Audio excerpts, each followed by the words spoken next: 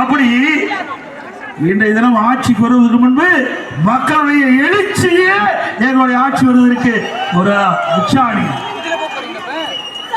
இன்னைக்கு நான் 158வது இடம், இன்றைக்கு 158வது தொகுதியில உங்களை சந்திக்கிறேன். கூடலூர் சட்டமன்ற தொகுதி இந்த எழுச்சி பயணத்தில் 158வது சட்டமன்ற தொகுதி. இந்த 158 சட்டமன்ற தொகுதியில் மக்களை பார்க்கின்ற பாக்கியத்தை நான் பெற்றுக்கின்றேன். 158 சட்டமன்ற தொகுதியில் எழுச்சி உரையாற்றுகின்றேன்.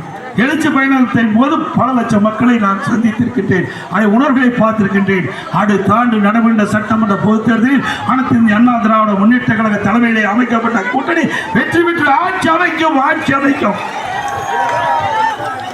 இன்னைக்கு அனைத்து இந்திய அண்ணா திராவிட முன்னேற்ற கழகம் காலத்திலே அடுத்த ஆண்டு நடைபெற்ற சட்டமன்ற தேர்தலிலே களத்திலே முதல் இடத்தில் அனைத்து இந்திய அண்ணா திராவிட முன்னேற்ற கழகம் இருக்கின்றது.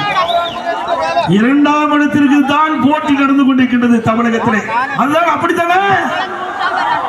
அனைத்து இந்திய அண்ணா திராவிட முன்னேற்ற கழகம் முதல் இடத்தில் இருக்கின்றது.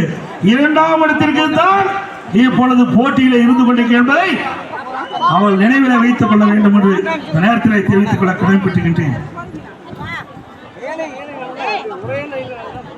அதே போல இன்றைய தினம் ஸ்டாலின் பேசுறார், அண்ணா திமுக பாரதிய ஜனதாவோட அடிமையினர். ஸ்டாலின் அவர்களே, அனைத்து இந்திய அண்ணா திராவிட முன்னேற்ற கழக தொண்டன் கூட யாருக்கு அடிமை இல்லை. தலைவர் மட்டுமல்ல, தொண்டன் கூட அடிமை இல்லை. அப்படித்தான் பொன்மனை செம்மல் புரட்சி தலைவர் எம்ஜிஆர், இதை புரட்சி தலைவர் அம்மா எங்களை வளர்த்து ஆளாக்கி இருக்கின்றார்கள். உண்மைதானே? நாங்க சொந்த காலில் நிற்கிறோம், சொந்த உழைப்புல நிற்கிறோம். உங்களை போல கூட்டணியிலே இருந்து கொண்டு கூட்டணி கட்சி தலைவர்கள் கூட்டணி கட்சி உங்களை தாங்கி பிடித்துக் கொண்டிருக்கின்றது. நாங்கள் அப்படி அல்ல. அடிக்கடி அண்ணா திமுக கூட்டணி